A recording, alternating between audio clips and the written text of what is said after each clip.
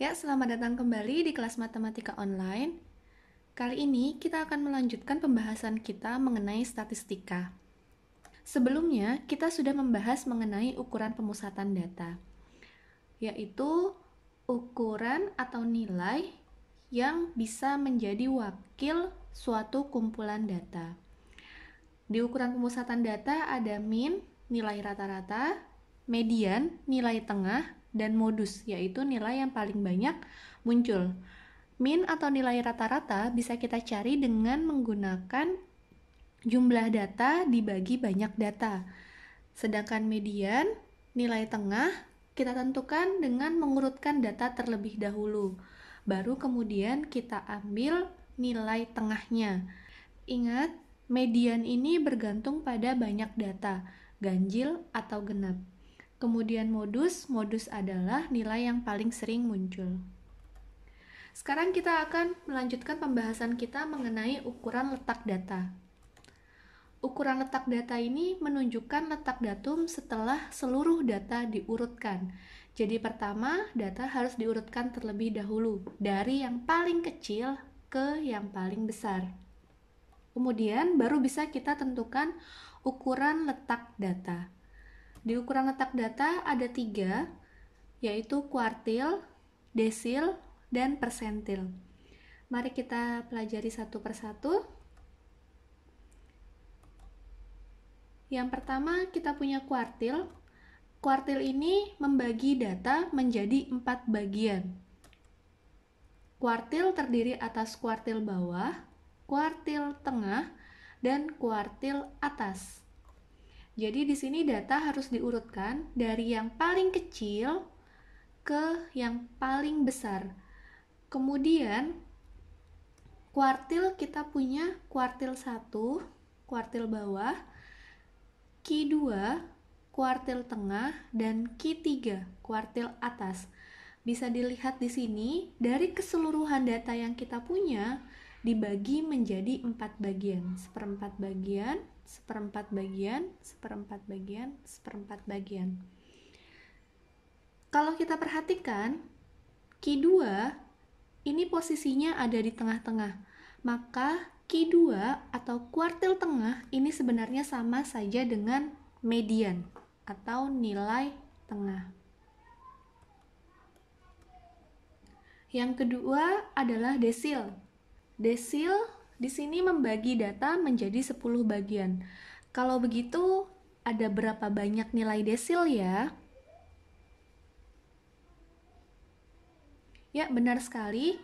Karena datanya dibagi menjadi 10 bagian, maka kita akan mempunyai 9 nilai desil. Dari desil 1 sampai desil ke-9. Lalu untuk menentukan desil, pertama kita harus menentukan letaknya terlebih dahulu. Letaknya dapat ditentukan dengan desil ke I itu sama dengan I dikali N plus 1 dibagi 10. N adalah banyak datanya. Lalu yang berikutnya ada persentil, yaitu ukuran letak yang membagi data menjadi 100 bagian. Dengan demikian, kita akan mempunyai persentil ke-1 sampai persentil ke-99. Sama seperti tadi, kita harus tentukan terlebih dahulu letak persentilnya. Maka letak PI sama dengan I dikali N plus 1 dibagi 100. Persentil dari kata persen, per 100. PI adalah persentil ke I dan N adalah banyak data. Mari kita lihat contoh soal. Nah, sebelumnya kita punya data mengenai usia konsumen. Untuk menentukan ukuran letak, pertama datanya harus diurutkan terlebih dahulu. Maka ini adalah data terurut mulai dari yang paling kecil yaitu 20. Lalu yang paling besar adalah 42. Setelah itu untuk menentukan kuartil, kuartil adalah nilai yang membagi data menjadi 4 bagian. Maka untuk menentukan kuartil, pertama kita harus menentukan nilai Q2-nya terlebih dahulu. Sebelumnya kita sudah punya nilai Q2 ada di antara kedua data ini, di antara X5 dan X6, yaitu nilai Q2-nya adalah 28,5. Dari sini, kita bisa menentukan nilai kuartil bawah. Kuartil bawah itu kita melihat data sebelum nilai Q2. Karena nilai Q2-nya adalah 28,5, maka kita ambil data yang kurang dari 28,5. Nah, data-data ini saja yang kita perhatikan dari 20 sampai 28. Nah, dari sini bisa kita tentukan nilai Q1-nya adalah nilai tengah dari seluruh data yang ada di bawah nilai median. Maka nilai Q1-nya adalah 25. Karena ada 5 data, maka kita bisa menentukan nilai Q1 ada di data ketiga.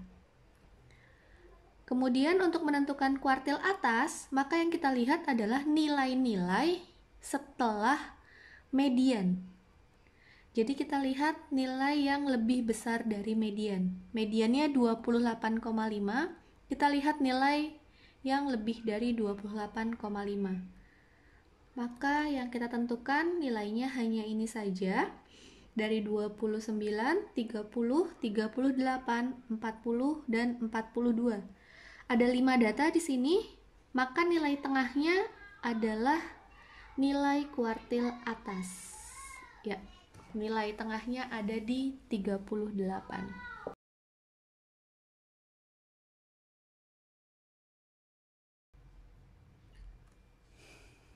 Berikutnya, kita punya desil. Jadi sama seperti tadi, harus kita urutkan terlebih dahulu datanya dari yang terkecil ke yang terbesar. Setelah itu, kita tentukan letak nilai desilnya. Misalkan akan ditentukan nilai desil ke-6, maka kita harus menentukan letak D6, yaitu 6 dikali 10 tambah 1, N-nya adalah 10, I-nya adalah 6. Dibagi 10, karena desil membagi data menjadi 10 bagian. Maka kita punya 66 dibagi 10, yaitu 6,6.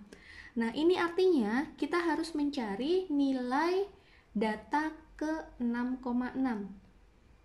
Jadi, yang di sini 6,6 itu adalah data ke 6,6.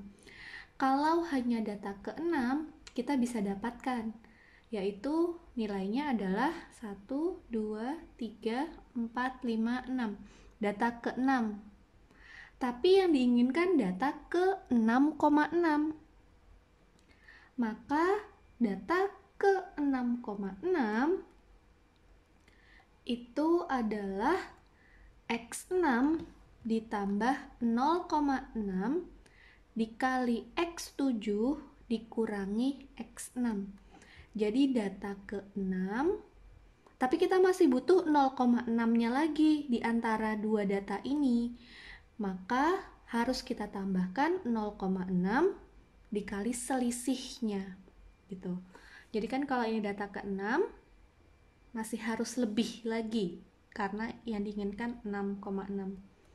Maka kita punya 29 ditambah 0,6 dikali 30 dikurangi 29, yaitu 29,6. Ini untuk desil ke-6. Jadi pertama tentukan letaknya, baru setelah itu tentukan nilainya.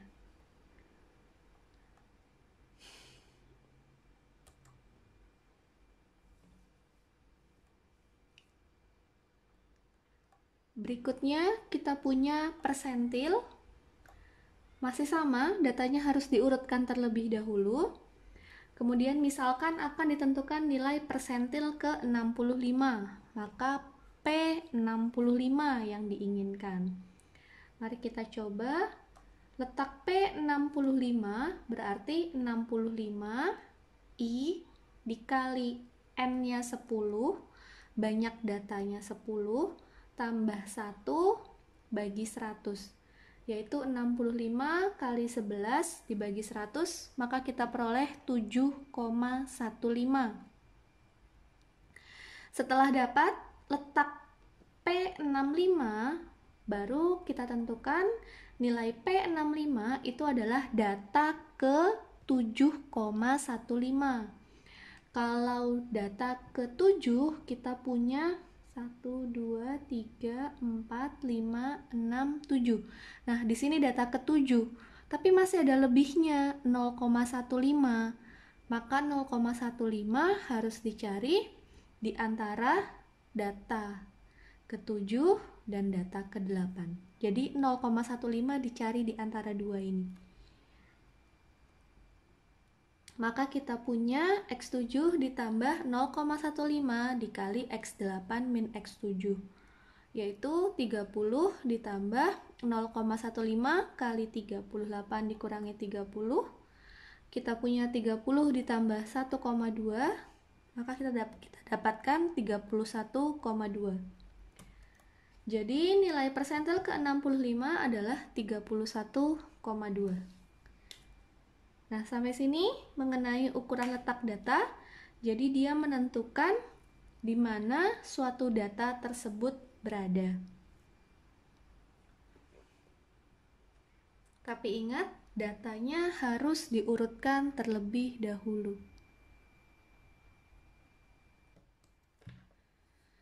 Oke, berikutnya kita punya yang namanya ukuran penyebaran data. Ukuran penyebaran data ini adalah suatu ukuran untuk mengetahui seberapa jauh penyebaran data dari nilai rata-ratanya. Digunakan untuk mengetahui sejauh mana nilai menyebar dari nilai tengah, semakin kecil atau semakin besar, lalu membuat penilaian seberapa baik suatu nilai rata-rata dapat menggambarkan data. Yang terakhir, mengetahui seberapa jauh penyebaran data, sehingga dapat diambil langkah-langkah untuk mengendalikan variabel yang ada. Yang pertama, di ukuran penyebaran data ada jangkauan atau range. Jangkauan atau range ditentukan dengan X maksimum dikurangi X minimum. J adalah jangkauan, X max adalah nilai data terbesar, X min adalah nilai data terkecil. Contoh, jadi datanya sudah diurutkan dari yang terkecil 20 sampai ke yang terbesar 42. Maka jangkauannya adalah nilai maksimum dikurangi nilai minimum, 42 dikurangi 20, yaitu 22. Ini adalah jangkauan.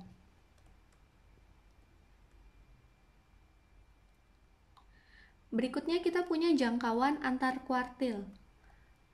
Jadi QR, kuartil range, jangkauan antar kuartil, yaitu selisih antara kuartil atas dengan kuartil bawah.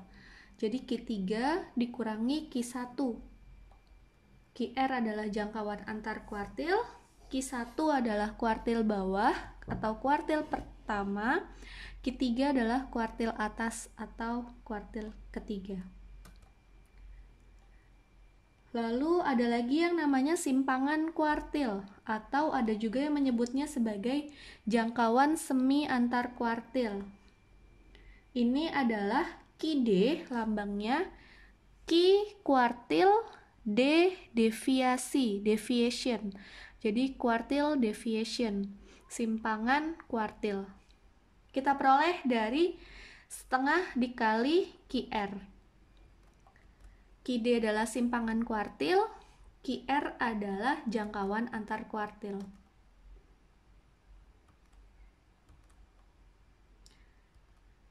Jadi jangkauan antar kuartil dan simpangan kuartil, contoh datanya sudah diurutkan. Kita punya Q2, Q1, dan Q3. Maka QR adalah Q3 min Q1, berarti kita punya 38 dikurangi 25, yaitu 13. Ini adalah jangkauan antar kuartil. quartile range, lalu QD-nya adalah setengah QR. Setengah dikali 13, kita punya 6,5. Sampai sini masih bisa mengikuti ya? Nah, ukuran penyebaran data yang berikutnya adalah simpangan rata-rata, yaitu ditentukan dengan 1/n dikali sigma atau jumlah dari XI dikurangi X bar. Itu ada tanda kurung tegak. Ini artinya apa? Ini tanda kurung tegak artinya adalah nilai mutlak, yaitu nilai yang tidak pernah negatif. Maka simpangan rata-rata itu jumlah dari XI setiap data dikurangi nilai rata-rata. N-nya adalah banyak data.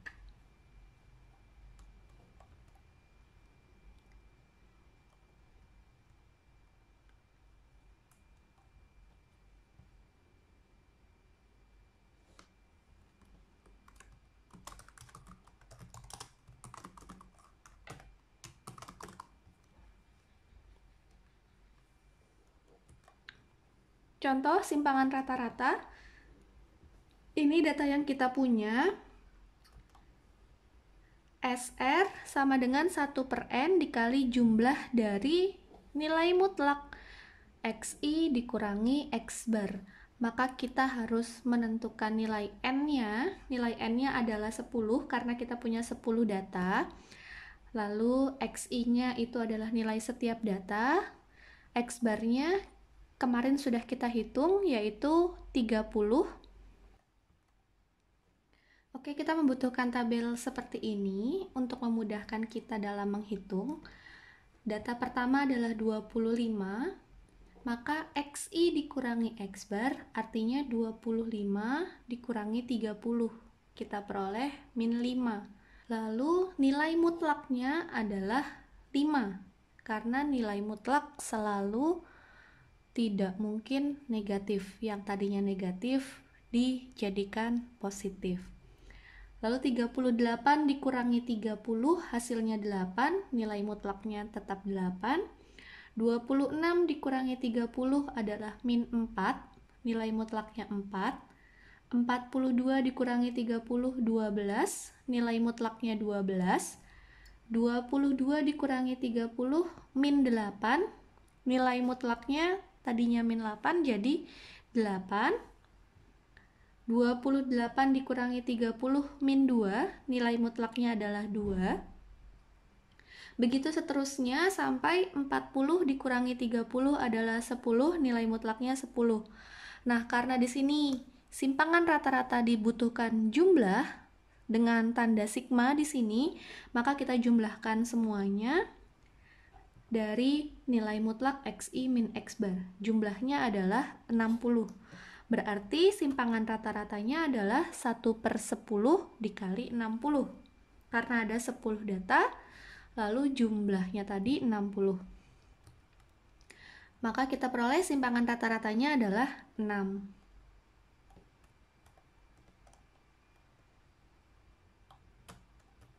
Berikutnya kita punya ragam atau variansi dan simpangan baku atau standar deviasi.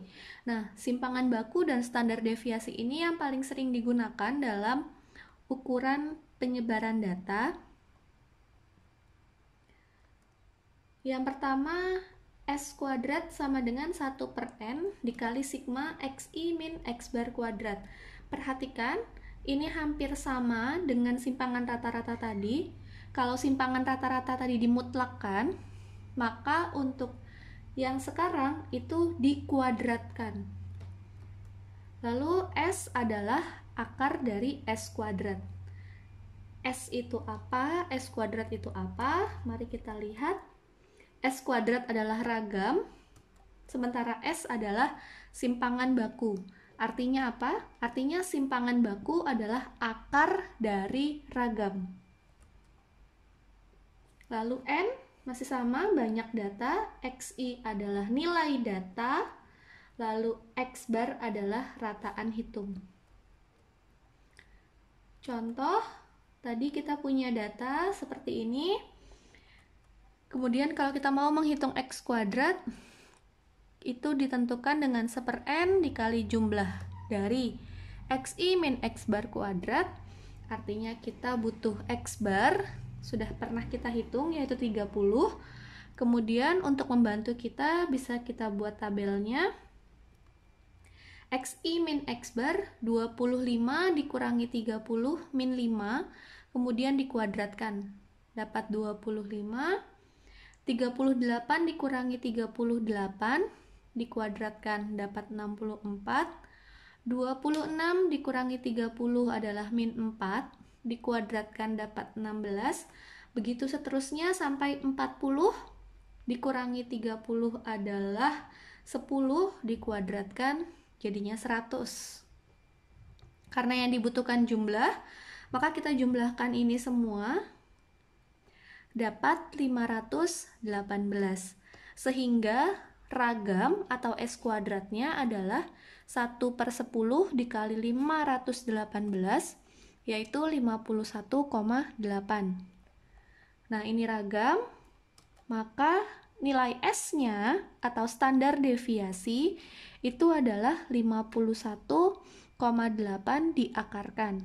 Kita peroleh 7,197. Nah, simpangan baku ini untuk apa? Simpangan baku ini sebenarnya dapat digunakan untuk menentukan nilai normal. Nilai normal dari keseluruhan data. Nilai normalnya diperoleh dari 30 ditambah 7,197, yaitu 37. Kemudian 30 dikurangi 7,197. Kalau kita bulatkan jadi anggap 7, maka 23. Maka nilai normalnya itu terletak antara 23 sampai 37. Ketika nilai data itu kurang dari atau lebih dari nilai normal, maka nilai data tersebut dianggap terlalu rendah atau terlalu besar. Nah, ini saja untuk hari ini, yaitu mengenai ukuran letak data dan ukuran penyebaran data. Kita lanjutkan lagi di kesempatan berikutnya, kita akan membahas mengenai data kelompok beserta penyajian dan pengolahannya. Hari ini cukup sekian dulu, sampai jumpa di lain waktu.